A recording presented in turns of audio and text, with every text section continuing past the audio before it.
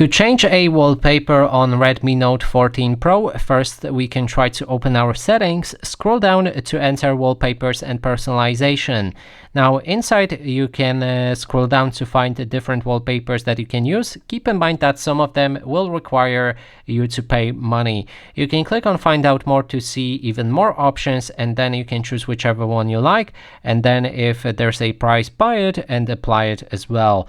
Now in case you want to use your own image as wallpaper, you will need to open a gallery on your device. So let me find a gallery right here. Then we can choose whichever photos we have and use them as our wallpaper. So click on the three dots and set as wallpaper, and then apply it to your home screen, lock screen, or both of the options. And now it should be applied as my wallpaper. And that is basically everything.